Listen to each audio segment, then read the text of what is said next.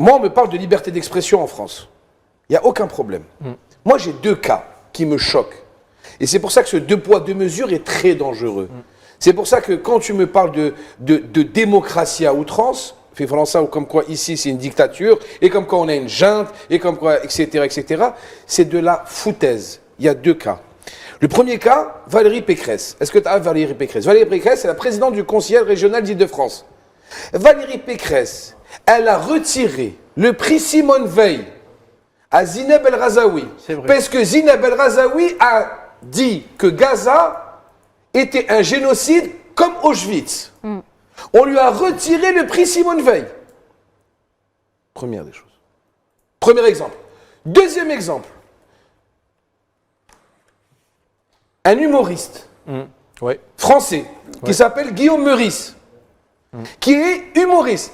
Son travail, c'est de faire rire. D'accord? La liberté d'expression, tu peux rire de tout et de tout le monde. C'est ça. Guillaume Meurice a été licencié d'une chaîne publique de radio qui s'appelle France Inter. A été licencié. Mehdi, Parce il y a que, aussi l'arrestation de attends, Dourov, patron de Guillaume Meurice Télégraphe. qui est humoriste. Il est payé pour faire rire les gens. C'est tout. Il ne fait pas de politique.